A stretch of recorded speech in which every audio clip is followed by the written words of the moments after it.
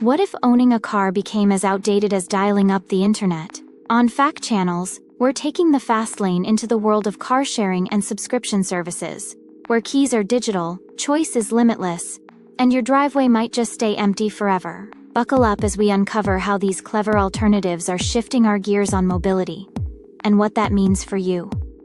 Imagine a world where owning a car is as old-fashioned as renting a VHS tape.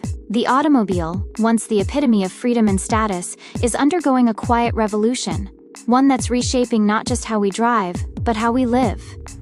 Out of the shadows of crowded urban streets and rising costs, car sharing emerged, not from Silicon Valley boardrooms, but in the cramped apartments of postwar Zurich. In 1948, Suffrage began with just 2 cars and the radical idea that mobility could be communal. It wasn't until decades later, in the late 90s, that this notion of cooperative mobility took root on a global scale. Unexpected pioneers, software engineers and activists in Berlin, who coded crude booking systems on dial-up networks, inadvertently laying the groundwork for multi-billion-dollar tech platforms. Modern car sharing isn't simply about convenience, it's an algorithmic ballet.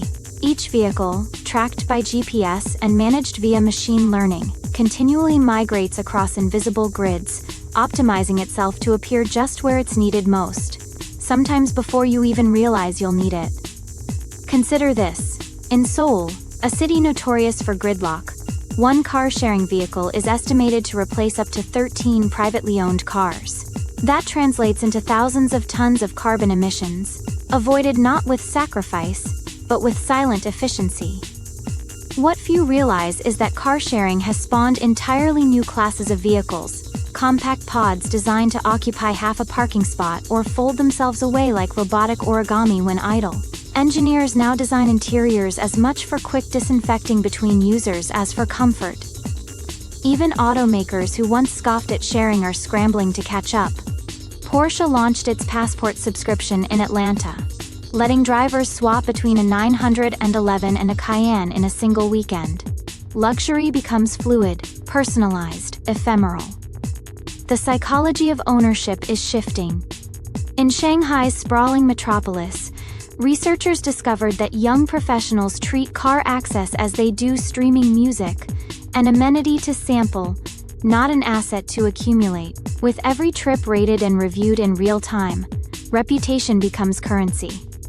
Hidden behind the seamless user experience are vast data operations. Artificial intelligence parses terabytes per minute, traffic flows, maintenance needs, even subtle behavioral patterns, like which neighborhoods generate surges in midnight rentals or detect micro-trends such as avocado toast runs on Saturday mornings. Ironically, rural areas, long immune to public transit innovations, are now quietly experimenting with peer-to-peer car-sharing co-ops. In remote Finland, locals devised an app-based system where agricultural vehicles moonlight by night as community ride shares. In some cities, the rise of car subscriptions has led planners to repurpose parking garages into green parks or vertical farms. Los Angeles is piloting downtown towers where yesterday's rooftop helipads are being converted into shared autonomous charging stations. A single shared car leaves digital fingerprints across dozens of user journeys each day. This trove of behavioral data has been used not only to improve services, but to help law enforcement reconstruct lost timelines and solve missing persons cases. A surprising twist in urban sleuthing. Yet there are tensions beneath the surface. Insurance models scramble to keep up with fractional ownership. Liability algorithms try to pinpoint blame in seconds after an accident between 2 drivers who never met, on opposite ends of their subscriptions. At the heart of this transformation lies a cultural question: is mobility a product or a service? For Gen Z in Jakarta or Lagos, the answer often boils down to whether your phone battery lasts longer than your commute.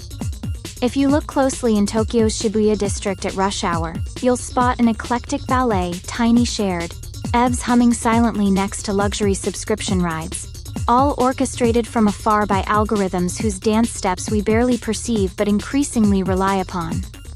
If you enjoyed these awesome facts, like and subscribe to Fact Channels for more wonders every week.